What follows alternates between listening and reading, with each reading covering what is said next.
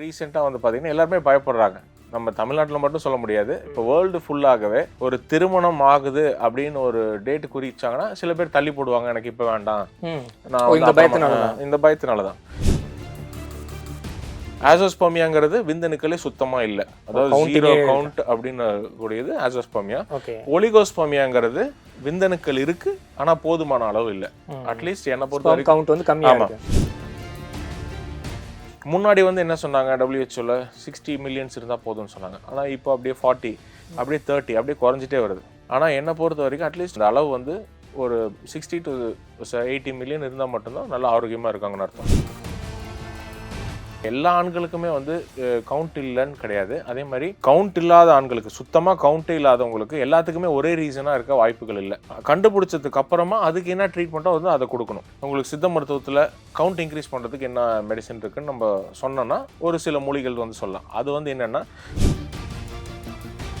Sir ஆண்கள் ஆரோக்கியமாக இருக்கணும், இந்த தாம்பத்தியத்தில் வந்து ரொம்ப நல்ல ஹாப்பியாக இருக்கணும் அப்படின்னா ஒரு 5 டிப்ஸ் ஏதாவது சொல்லுங்கள். அதாவது யாருமே ஓவர் வெயிட் ஆகக்கூடாது. ஆண்களுக்கு வந்து இந்த நான் முன்னாடி சொன்ன மாதிரி தோப்பு காரணம் போடுறது வந்து ரொம்ப நல்லது. முருங்கை இலை, முருங்கை பூ, முருங்கைக்காவோட முருங்கை பிசின் வந்து தண்ணியில் ஊற வச்சு காலையில் பாலில் கலந்து சாப்பிட்டு வந்தாங்கனாலே விந்தணுக்கள் வந்து எவ்வளோ நீத்து போயிருந்தாலும் வித்தின் 1 வீக்கில் அது கெட்டியாயிரும்.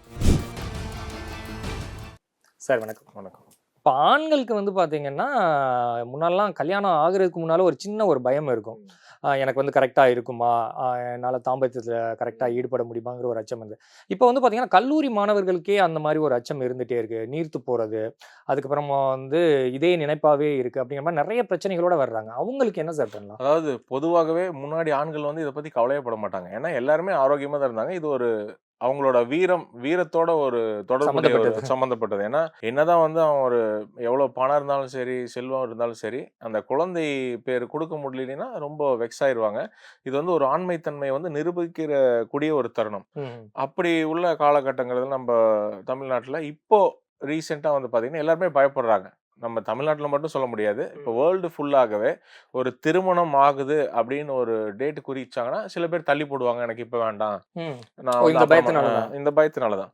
அப்போ வந்து எனக்கு ஃபோன் பண்ணுவாங்க நிறைய பேஷண்ட். டாக்டர் எனக்கு வந்து 2 மந்த்ஸில் எனக்கு மேரேஜ் இருக்குன்னு சொல்கிறாங்க. ஆனால் நான் வந்து இப்போ வேண்டான்னு சொல்லிட்டேன். என்ன பண்ணுறது டாக்டர்? என்னோட ரிலேட்டிவ் பொண்ணு தான். ஆனால் அவங்க வந்து இப்போ ரொம்ப அர்ஜென்ட் பண்ணுறாங்க. என்னால் வேண்டான்னு சொல்லிட்டு நான் வந்து ஃபாரின் போயிட்டேன். வேலை கிடச்சின்னு சொல்லிட்டு நானே அப்ளை பண்ணிட்டு நான் போயிட்டேன்.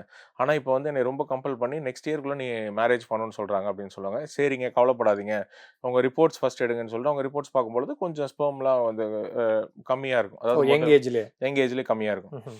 நிறைய பேர் யங் ஏஜ்னே சொல்ல முடியாது. இப்போ வந்து பொதுவாக 16 இயர்ஸில் இருக்கக்கூடிய பசங்களுக்கு கூட ஒரு 18 இயர்ஸ் 20 இயர்ஸ் ஆகும்போது இருக்கக்கூடிய ஆண்களுக்கு கூட ஸ்பெர்ம் டெஸ்ட் எடுத்து பார்த்தாங்கன்னா கம்மியாக இருக்கும். ஏன்னா சத்தான ஃபுட் வந்து ப்ராப்பராக எடுத்துக்கிறது கிடையாது. அதே மாதிரி வந்து ரொம்ப ஸ்ட்ரெஸ் ஏற்படுது இந்த எக்ஸாம்ஸு, அதே மாதிரி வந்து ஒர்க் ப்ரெஷர், இதனால கூட பிரச்சனைகள் வரலாம். ரொம்ப நிறைய பேர் யங் ஏஜ்லேருந்தே ட்ரக்குக்கு அடிக்ட் ஆகுறது, ரொம்ப அளவு கடந்து ஸ்மோக் பண்ணுறது, ஆல்கஹால் எடுத்துக்கிறதுனால கூட சின்ன வயசுலேருந்து இது ஃபாலோ பண்ணும்பொழுது அவங்களுக்கு வந்து தேவைப்படும் பொழுது அவங்களுக்கு வந்து அந்த விந்தணுக்கள் வந்து இருக்கிறது இல்லை. அப்படி வந்து கேட்பாங்க. அப்புறமா இது வந்து ஒரு பெரிய பிரச்சனை இல்லை, நீங்கள் ஓகே சொல்லிருங்கன்னு சொல்லிட்டு நம்ம மெடிசன் ஸ்டார்ட் பண்ணுவாங்க. ஸ்டார்ட் பண்ணி பார்க்கும்பொழுது அவங்களுக்கு கிராஜுவலாக ஒரு ஃபர்ஸ்ட் மந்த் செகண்ட் மந்த்தில் இன்க்ரீஸ் ஆகிறது நிறைய பேர் பார்ப்பாங்க. சில பேர்த்துக்கு வந்து என்ன ஆகும்னா ஆசோஸ்பர்மியான்னு இருக்கும். அதாவது நவீன மருத்துவத்தை பொறுத்த வரைக்கும் 2 வகை. அதாவது பொதுவாக அதில் வந்து நிறைய உள்ளுக்குள்ளே நிறைய வகைகள் சொல்கிறாங்க, அதாவது ரிப்போர்ட்ஸில். பட் ஆசோஸ்பர்மியா, ஒலிகோஸ்பர்மியா, இது 2 மட்டும் ஆண்கள் வந்து புரிஞ்சுக்கணும். டெட்ரோஎரித்ரோஸ்பர்மியா அப்படின்னு நிறைய வகைகள் வந்து சொல்றாங்க. பட் இது வந்து 2 வந்து புரிஞ்சுக்கணும். அதாவது ஆசோஸ்பர்மியாங்கிறது விந்தணுக்களே சுத்தமா இல்லை, அதாவது ஜீரோ கவுண்ட் அப்படின்னு கூடியது ஆசோஸ்பர்மியா. ஒலிகோஸ்பர்மியாங்கிறது விந்தணுக்கள் இருக்கு ஆனா போதுமான அளவு இல்லை. அட்லீஸ்ட் என்ன பொறுத்த வரைக்கும் முன்னாடி வந்து என்ன சொன்னாங்க, WHOல 60 மில்லியன்ஸ் இருந்தா போதும்னு சொன்னாங்க. ஆனா இப்போ அப்படியே 40, அப்படியே 30, அப்படியே குறைஞ்சிட்டே வருது.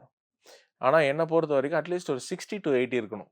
ஒரு ஆண்களாக இருந்ததுன்னா ஸ்பெர்ம் கான்சன்ட்ரேஷன், அதே மாதிரி வந்து மொட்டிலிட்டியும் ப்ராப்பராக இருக்கணும். அந்த அளவு வந்து ஒரு 60 to 80 மில்லியன் இருந்தால் மட்டும்தான் நல்லா ஆரோக்கியமாக இருக்காங்கன்னு அர்த்தம். அப்படி ஆசோஸ்பர்மியாக்குமே கூட நம்ம மெடிசன்ஸ் கொடுக்கும் பொழுது கிராஜுவலாக வந்து இன்க்ரீஸ் ஆகும். ஆசோஸ்பர்மியா வந்துருச்சுன்னா எந்த வகை உங்களுக்கு ட்ரீட்மெண்ட்டே இல்லைன்னு சொல்லி அனுப்பிச்சிடுவாங்க. ஒரு நீங்கள் டாக்டர்கிட்ட யார்ட்டா போய் கன்சல்ட் பண்ணுறீங்க, உங்களுக்கு ஆசோஸ்பர்மியா அப்படின்னு வந்து சொல்லி ரிப்போர்ட் வந்துருச்சுன்னா, இல்லை இது வந்து எங்களால் பண்ண முடியாது, ஆசோஸ்பர்மியாவுக்கு மெடிசன் கிடையாது, நீங்கள் டோனர் தான் போகணும் போகணும். அப்படின்னு சொல்லிடுவாங்க. ஒரு குறிப்பிட்ட நாட்கள் கழிச்சு அவங்க ரொம்ப நான் ட்ரீட்மெண்ட் எடுத்துட்டு இருக்கேன் ஒன்றுமே ஆகலை அப்படின்னு வந்து யாராவது போய் கேட்டாங்கன்னா இப்படி சொல்லிடுவாங்க. ஆனால் சித்த மருத்துவத்தை பொறுத்த வரைக்கும் ஆசோஸ்பர்மியாவுக்கு என்ன காரணம் முதல்ல பார்க்கணும். சில பேத்துக்கு வந்து இந்த அம்மை வந்திருக்கலாம். அதாவது அம்மைனா பொதுவான அம்மை கிடையாது. மண்ணாங்கட்டி மாரியம்னு சொல்லக்கூடிய மம்ஸ் வந்திருக்கலாம் ஓ! சின்ன வயசுல. பெரிய அப்படியே அம்மைன்னு சொல்லுவாங்க. மண்ணாங்கட்டி மாரியம்னு சொல்லுவாங்க பொதுவாக. அதாவது கழுத்துல வந்து வீங்கும் மம்ஸ். ஓ! Okay, okay. அந்த நோய் உள்ளவங்களுக்கு வந்து ஆசோஸ்பர்மியா வரதுக்கான வாய்ப்புகள் இருக்கு. நிறைய பேஷண்ட்ஸ் வருவாங்க என்கிட்ட பொதுவா வந்துட்டு, எனக்கு வந்து ஆசோஸ்பர்மியா இருக்கு. என்ன ரீசன்னே தெரியலன்னு சொல்லுவாங்க. அப்போ நான் கேட்பேன், உங்களுக்கு வந்து இந்த மாதிரி மம்ஸ் வந்துருச்சா? அப்படி மம்ஸ் வந்து சின்ன வயசுல வந்திருக்கா? அப்படின்னு கேட்பேன். அப்போ வந்து எனக்கு தெரியல அப்படின்னு சொல்லிட்டு அவங்க அம்மாவுக்கு ஃபோன் பண்ணுவாங்க. அம்மா அல்லது அப்பா யாருக்காவது ஃபோன் பண்ணி கேட்கும்பொழுது, ஆமா உனக்கு சின்ன வயசுல வந்துருச்சுன்னு சொல்லுவாங்க. அப்படி அப்பதான் வந்து எனக்கு தெரியும் அவங்களுக்கு வந்து இது ஏற்பட்டிருக்குன்னு. அப்படி வந்து சின்ன வயசுல யாருக்காவது மம்ஸ் வந்திருந்ததுன்னா, நீங்க வீட்ல கேட்டு ஆசோஸ்பர்மியான்னு வந்துருச்சுன்னா, அது வீட்ல வந்து நீங்க மம்ஸ் எனக்கு அதாவது மண்ணாங்கட்டி மாரியம்மன் வந்து சின்ன வயசுல எனக்கு வந்திருக்கா? அப்படின்னு வந்து கேட்டு, அதுக்கு தெரிஞ்சுக்கிட்டு அதுக்கு உண்டான ட்ரீட்மெண்ட் வந்து பார்க்கணும். ஏன்னா அது வந்துருச்சுன்னா, உங்களுக்கு வந்து விந்தணுக்கள வந்து அது குழந்தையில 2 வயசுல வந்திருந்தா கூட ஆண்களுக்கு வந்து அது பாதிக்கும். விதைப்பைய பாதிச்சு ஓ! 2 வயசுல இருந்தா கூட இப்போ 2 வயசுல வந்திருந்தா கூட அவங்களுக்கு வந்து விந்தணுக்கள் வந்து இருக்காது. அதாவது எப்படின்னா, அதிக ஏஜ் ஆகும்பொழுது அவங்க ஸ்பெர்ம் கவுண்ட் வந்து ஸ்பெர்ம் வந்து ப்ரொடியூஸ் ஆகாது. அதனால அப்படி உள்ள பேஷண்ட்ஸ் வந்து இது பார்த்து தெரிஞ்சுக்கணும். அதே மாரி முன்னாடி வந்து நல்லா இருந்திருக்கும். ஆனா இப்போ வந்து தொடர்ச்சியாக குறைஞ்சிருக்கும். ட்ரக் எடுத்துக்கிறது, ரொம்ப ஆல்கஹால் ரொம்ப ஜாஸ்தியா எடுத்துக்கிறது, ஸ்ட்ரெஸ்ல இருக்கிறது, அப்படி உள்ள பேஷண்ட்க்கும் வந்து ஆசோஸ்பர்மியா வரதுக்கான வாய்ப்புகள் இருக்கு. அதே மாரி வெரிகோசில் அதாவது இந்த விரைவாதம் உள்ள பேஷண்ட்ஸ், அதாவது விதைப்பையில வந்து நரம்பு சுத்தி, அதுல வந்து ரத்த ஓட்டம் வந்து தடைப்பட்டு டெம்பரேச்சர் வந்து அதிகமாகி, அத சுத்தி டெம்பரேச்சர் ப்ரொடியூஸ் ஆகுற ஹீட் வந்து ரொம்ப அதிகமாகறதுனால, அவங்களுக்கு வந்து அந்த விந்தணுக்கள வந்து அழிக்கும். அதாவது உடல் வந்து எவ்வளோக்கு எவ்வளோ குளிர்மையா இருக்கோ, அவ்வளோக்கு அவ்வளோ வந்து நல்லது. அப்பன்னா மட்டும் தான் ஆண்களுக்கு வந்து விந்தணுக்கள் வந்து உற்பத்தி ஆகும். அப்படி ஹீட் வந்து அதிகமா ப்ரொடியூஸ் ஆகும்பொழுது விந்தணுக்கள வந்து அழிச்சிரும். ஈவன் நான் சொன்னா நீங்க நம்ப மாட்டீங்க. யாராவது சுடுதண்ணீல குளிச்சுட்டு இருந்தா கூட, தொடர்ச்சியாக விதைப்பையில சுடுதண்ணி படும்பொழுது, ரொம்ப நெறைய பேர் வந்து சுடுதண்ணி வந்து ஓவர் ஹீட்ல வந்து ஆ. எப்பயாவது ஜுரம் வந்துருச்சுன்னா சுடுதண்ணீல குளிக்கிறது ஓகே தான். ஆனா நெறைய பேர் சுடுதண்ணி இல்லாம தினமுமே சுடு தண்ணி குளிப்பாங்க. அதாவது சுடுதண்ணி இல்லாம குளிக்க மாட்டாங்க. ம், ம், ம். குளிர்ச்சி கேட்டா எனக்கு ஜலதோஷம் பிடிச்சிரும், குளிர்ச்சி ஒத்துக்காதுன்னு. பட்டாலே இந்த காக்காலாம் போயிட்டு தண்ணீல பட்டா எப்படி எப்படி குளிருமோ அந்த மாரி பண்ணுவாங்க. அப்படி உள்ள ஆண்களுக்கு வந்து தொடர்ச்சியாக விதைப்பையில வந்து சுடுதண்ணி படும்பொழுது கண்டிப்பா அது வந்து ஸ்பெர்ம் வந்து பாதிக்கும். ம்ஹ்ம். அதே மாரி குளிர்ந்த நீர்ல விதைப்பையில குளிக்கும் பொழுது, அதாவது குளிர்ந்த நீர் வந்து விதைப்பையில வந்து நீங்க வந்து ஏதாவது ஒர்க்ல வந்து ரொம்ப ஹீட்ல இருந்தீங்கன்னா, கண்டிப்பா நீங்க குளிர்ந்த நீர் வந்து குளிங்க. ஏன்னா, குளிர்ந்த நீர்ல குளிக்கும் பொழுது, இந்த ஆண்களுக்கு ஏற்படும் இந்த நாக்டர்னல் இமல்ஷன் அதாவது தூக்கத்துல வந்து வெளியாகிற பிரச்சனை உள்ளவங்களுக்கு, அதாவது சொப்பனஸ் கழிதம்னு சித்த மருத்துவத்துல சொல்லுவோம். அதாவது எப்படின்னா, தூக்கத்துல வந்து கெட்ட கனவு மூலியமா எனக்கு வந்து ஸ்பெர்ம் வந்து ரிலீஸ் ஆயிருச்சு அப்படின்னு வந்து சொல்லுவாங்க. அப்படி உள்ள ஆண்களுக்கு வந்து குளிர்ந்த நீர்ல குளிக்கும்போது அது வந்து ரெடியூஸ் ஆகும். அது வந்து நம்ம சித்தர்கள் வந்து அந்த காலத்திலேயே சொல்லியிருக்காங்க. ஆனா இப்ப ரிசர்ச்ல கோல்டு ஷவர் வந்து இந்த நாக்டர்னல் எமல்ஷனுக்கு வந்து ஹெல்ப்ஃபுல்லா இருக்குன்னு வந்து இப்ப சொல்றாங்க. இது எல்லாமே நம்ம சித்த மருத்துவங்கிறது எல்லாருமே வந்து நெனச்சுக்கிறோம். ரொம்ப பின்தங்கி இருக்கு. அதெல்லாம் வந்து ஒர்க் அவுட் ஆகாதுன்னு. ஆனா எல்லாமே வந்து அட்வான்ஸ் சயின்ஸ் தான். இன்னுமே இப்பதான் வந்து கண்டுபிடிக்கிற விஷயங்கள் எல்லாமே அந்த அந்த காலத்திலேயே சொல்லிட்டாங்க. சார் நீங்க சொன்னீங்க, அதாவது ஸ்பெர்ம் கவுண்ட் இன்கிரீஸ் பண்றதுக்காக சித்தால வந்து நெறையா மூலிகைகள் இருக்கு, மருத்துவ முறைகள்லாம் இருக்குங்க. கவுண்ட் வந்து சுத்தமே இல்லாம இருக்கிறவங்களுக்கு, சித்த மருத்துவ முறையில என்ன சாப்பிட்டா கவுண்ட் இன்கிரீஸ் ஆகும்? அதாவது நீங்க சொல்லக்கூடிய விஷயம் வந்து நான் முன்னாடி சொன்ன ஆசோஸ்பெர்மியா ரிலேட்டட். அதாவது விந்தணுக்களே சுத்தமா இல்ல அப்படின்னு இருக்கக்கூடிய தன்மை. அப்படி உள்ள ஆண்களுக்கு வந்து நம்ம என்ன ரூட் காஸ்ன்னு பார்க்கணும். அவங்களுக்கு வந்து விதைப்பையில வந்து ஏதாவது நரம்பு சுருள் பிரச்சனை இருக்கா? அதாவது வெரிகோசில் இருக்கா? அல்லது வந்து ஹைட்ரோசில் பிரச்சனை எதா இருக்கா? அல்லது சின்ன வயசுல ஏதாவது அடிபட்டு, ஏதாவது உள்ள வந்து நெறைய பேர் வந்து சொல்லுவாங்க, டாக்டர் எனக்கு வந்து சின்ன வயசுல அடிபட்டுருக்கும் போல இருக்கு. அது ஒரு சைடு வந்து எனக்கு இல்லன்னு இப்ப தான் தெரியும் டாக்டர். எனக்கு வந்து அப்போ ஞாபகம் இல்ல. அதாவது ரொம்ப குட்டி குழந்தையா இருந்தேன். அப்போ வந்து ஒரு சைடு வந்து ரிமூவ் பண்ணியிருக்காங்க. இப்ப தான் எங்க அப்பா சொன்னாங்கன்னு வந்து சொல்லுவாங்க. எனக்கு வந்து ஒரு சைடு தான் இருக்கு. ஆனா எனக்கு வந்து ஒரு சைடுமே வெரிகோசில் இருக்கு. அப்படின்னு வந்து சொல்லும்பொழுது, அப்பதான் தெரியும் வெரிகோசில் இருக்கனால கண்டிப்பா விந்தணுக்கள வந்து பாதிக்கும். அத அப்படியே தொடர்ச்சியாக ட்ரீட்மெண்ட் பண்ணாம விட்டாங்கன்னா, அதுக்கு எதுவும் சர்ஜரி முறைகள் இருக்கா சார்? சர்ஜரி என்னதான் வந்து பண்ணியிருந்தாலும், அது திருப்பி வரக்கூடிய பேஷண்ட்ஸ் வந்து நான் நெறைய பார்க்குறேன். என்கிட்ட வர பேஷண்ட்டே வந்து 2, 3 வாட்டி சர்ஜரி பண்ணிட்டு வரவங்கலாம் நெறைய பேர் இருக்காங்க. ம்ஹ்ம். டாக்டர் இதோட எனக்கு 2 வாட்டி சர்ஜரி பண்ணிட்டாங்க. ஆனா எனக்கு வந்து சரியாயிரும்ன்ட்டு சொல்லிட்டு நான் திருப்பி திருப்பி போய் சர்ஜரி பண்ணேன். ஆனா எனக்கு வந்து திருப்பி வந்துருச்சுன்னு சொல்லுவாங்க. வெரிகோசிலுக்கு வந்து அது கால்ல ஏற்படக்கூடிய வெரிகோசிலா இருந்தாலும் சரி, விதைப்பையில ஏற்படக்கூடிய வெரிகோசிலா இருந்தாலும் சரி, சர்ஜரி வந்து நிரந்தர தீர்வு கிடையாது. யாராவது உங்களுக்கு மருத்துவர்கள் நீங்க ரெக்கமெண்ட் சர்ஜரி பண்றேன் அப்படின்னு வந்து சொன்னாலும், நீங்க அவங்க கிட்ட கேட்கும்பொழுது அவங்க என்ன சொல்லுவாங்கன்னா, இது திருப்பி வரலான்னு தான் சொல்லுவாங்க. அதனால வெரிகோஸலுக்கு சர்ஜரி வந்து ஒரு நிரந்தர தீர்வு கிடையாது. அதே மாரி உங்ககிட்டயும் தெளிவா சொல்லிருவாங்க. அதாவது ஒரு ஆண் வந்து ஒரு சர்ஜரிக்கு பண்ணும்பொழுது முன்னாடியே அவங்க வந்து சைன் எல்லாமே வாங்கிட்டு தான் பண்ணுவாங்க. விந்தணுக்கள் வந்து திருப்பி உற்பத்தி ஆகுமான்னு தெரியாது. அதே மாரி வந்து உங்களுக்கு வெரிகோஸல் சரி ஆகுமான்னு தெரியாதுன்னு சொல்லிருவாங்க. ஓ! அது நம்பகத்தன்மையே இல்ல. நம்பகத்தன்மையே கிடையாது. எல்லாமே சொல்லிட்டு தான் பண்ணுவாங்க. என்னடா பண்றதுன்னு சொல்லிட்டு வேற வழியே இல்ல. வலி தாங்க முடியாம நெறைய பேர் போய் பண்ணிக்கிறாங்க. அப்போதைக்கு கொஞ்சம் வலி குறைஞ்சிருக்கும். ஆனா பெயின் கில்லர் குடுக்கறனாலயும் சரி, கொஞ்சம் ரெக்டிஃபை ஆன மாரி இருக்கும். ஆனா திருப்பியும் ஒரு 6 மாசம், 7 மாசம் திருப்பியும் வந்துரும். நெறைய பேஷண்ட்ட நான் அப்படிதான் பார்த்துட்டு இருக்கேன். ம்.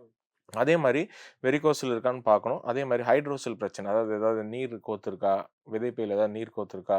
அதே மாரி நான் முன்னாடி சொன்ன மாரி, சில பேத்துக்கு வந்து அந்த விதை அதாவது அந்த சீட் வந்து வளர்ச்சி அடையாம இருக்கும். ம். நெறைய பேத்துக்கு வந்து உங்களுக்கு வந்து வளர்ச்சி இல்ல. அதனால வந்து உங்களுக்கு விந்தணுக்கள் இல்லைன்னு சொல்லிருவாங்க. அ அதுக்கப்புறமா நெறைய பேத்துக்கு அடிபட்டுறதுலேருந்து வந்து ஹீட் ப்ரொடியூஸ் ஆகி அவங்களுக்கு வந்து விந்தணுக்கள் குறையறதுக்கான வாய்ப்புகள் இருக்கு. அதே மாரி வந்து ஓவர் ஆல்கஹால் அப்யூஸ் அதாவது ரொம்ப ஜாஸ்தியா தினசரி காலையில எந்திரிச்சு, திருப்பி மத்தியானம் ட்ரிங்க் பண்றது, திருப்பி ஈவினிங் ட்ரிங்க் 3 பண்றது. வேள சாப்பிடுற மாரி ட்ரிங்க் சாப்பிடுற சாப்பிடுறவங்க. மாரி நெறைய பேர். அந்த மாரி உள்ள ஆண்களுக்கு ரொம்ப ஸ்ட்ரெஸ். என்னன்னு காரணம் கேட்டா, எனக்கு லவ் ஃபெயிலியர் ஆயிருச்சு டாக்டர். ம். நான் வந்து பழக்கமா ஃபர்ஸ்ட்டு நான் ஆல்கஹால் எடுத்துட்டு இருந்தேன்.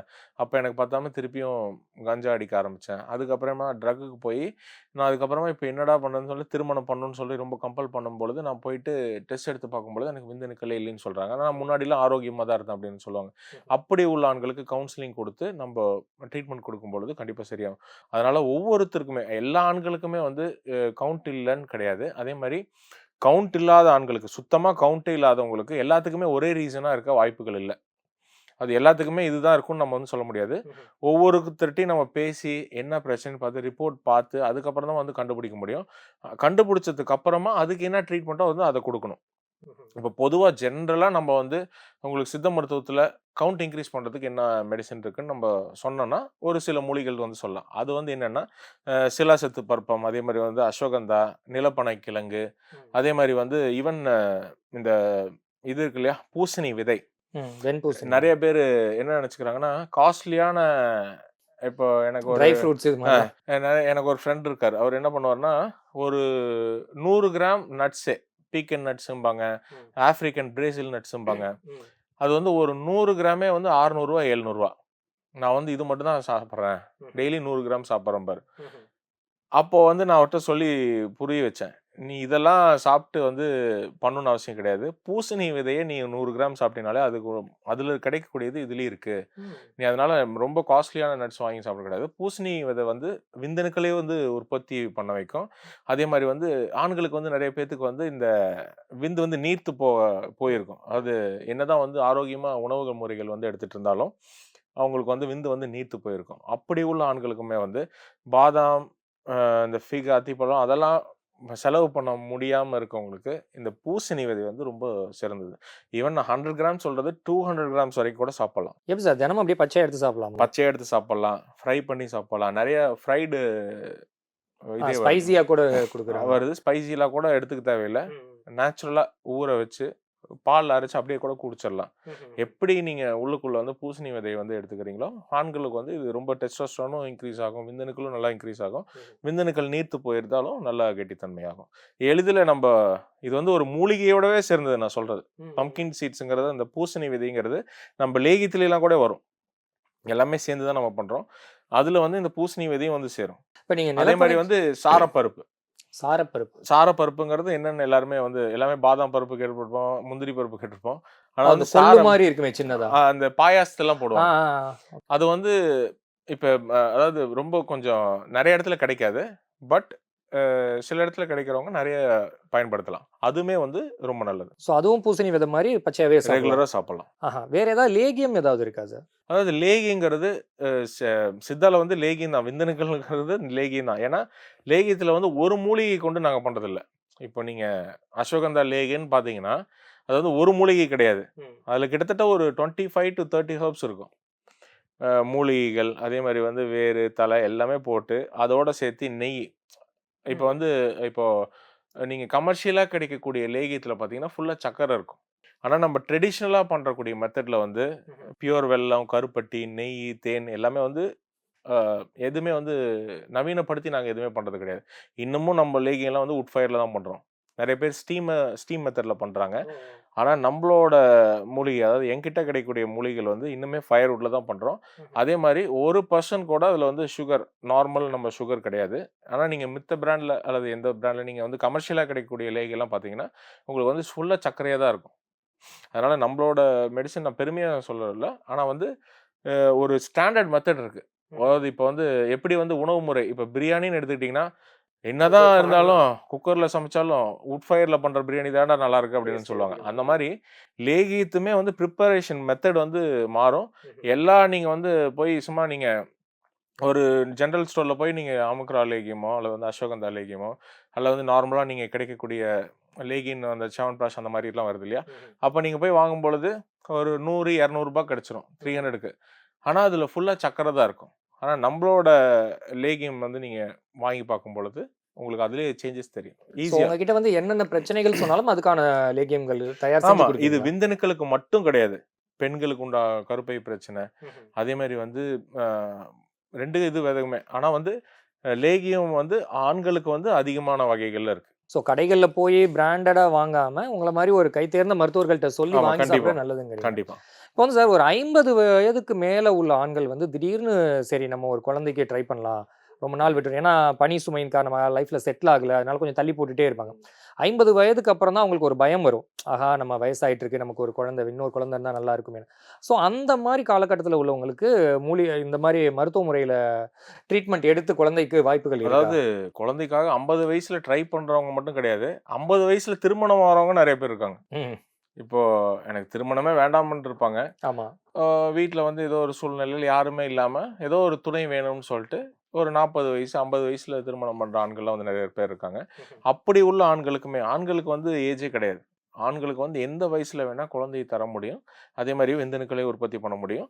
உணவு முறையெல்லாம் கொஞ்சம் மாத்திட்டு, நம்ம சித்தா மருந்துகள் எடுத்துக்கொள்ளும் பொழுது, எந்த ஏஜ்ல இருந்தா கூட உங்களுக்கு வந்து விந்தணுக்கள வந்து நல்லா உற்பத்தி பண்ணி ஆரோக்கியமான குழந்தைகள் வந்து பெற முடியும். இல்ல பெண்களுக்கு வந்து இப்ப நீங்க சொன்னீங்கல்ல 40 வயதுக்கு மேல வந்து அந்த மெனோபாஸ் நின்றுது அப்படின்னு. ஆமா. அது மாரி ஆண்களுக்கு ஒரு 50 வயசுக்கு மேல அந்த இதே குறைஞ்சிரும் அப்படிங்கிற மாரி சொல்றாங்கல்ல. அது வந்து நம்ப என்னதான் குறைஞ்சிருந்தாலும், நம்ம மூலிகைகள் திரும்ப மருந்து ரீப்ரொடியூஸ் கண்டிப்பா பண்ணலாம். பண்ண முடியும். அதாவது எந்த ஒரு பிரச்சனையும் இல்லைன்னா, அது வெரிகோஸ்ல நான் முன்னாடி சொன்ன மாரி ஓவர் ட்ரக் அபியூஸோ, ஆல்கஹால் வந்து ரொம்ப ஜாஸ்தியா எடுத்தவங்களுக்கு வந்து வாய்ப்புகள் கம்மி. ஆனா ஆரோக்கியமா உள்ள ஆண்களுக்கு எந்த வயதுல வேணா கண்டிப்பா பண்ண முடியும். சார் ஆண்கள் ஆரோக்கியமா இருக்கணும். இந்த தாம்பத்தியத்துல வந்து ரொம்ப நல்ல ஹேப்பியா இருக்கணும் அப்படின்னா, ஒரு 5 டிப்ஸ் ஏதாவது சொல்லுங்களேன். அதாவது யாருமே ஓவர் வெயிட் ஆகக்கூடாது. அதாவது ரொம்ப ஓரளவுக்கு உடல் பருமனா இருக்கிறது ஓகே தான். பட் அளவு கடந்து சாப்பிடுறது, ரொம்ப ஸ்ட்ரெஸ்ஃபுல்லா இருக்கிறது. நெறைய பேர் ஸ்ட்ரெஸ் ஆனா தான் போய் பிரியாணி 2 பிரியாணி சாப்பிடுவாங்க. அந்த மாரி உள்ள ஆண்கள் வந்து அத கண்டிப்பா தவிர்த்துக்கணும். ஓரளவுக்கு உடல் வந்து நல்லா ஆரோக்கியமா வச்சுக்கிறது ரொம்ப நல்லது. ஏன்னா, நம்ப கடைசி வரைக்கும் வரக்கூடியது வந்து இந்த உடல் மட்டும் தான். என்னதான் நீங்க வந்து ஃப்ரெண்ட்ஷிப் வச்சிருந்தாலும் சரி, ஒரு சர்டன் ஸ்டேஜ்ல வந்து கட் ஆயிரும். என்னதான் நீங்க வந்து யாரையாவது நம்பி நீங்க ஒரு விஷயம் சொன்னாலும் அது வந்து வெளிய போயிரும். ஆனா நீங்க உங்க உடல வந்து ஆரோக்கியமா வச்சுட்டீங்கன்னா, நீங்க சொல்றது உடல் கேட்கும். உடல் சொல்றது நீங்க கேட்டீங்கனாலே போதும். நெறைய பேர் வந்து ட்ரிங்க் பண்ணியிருப்பாங்க நைட்டு.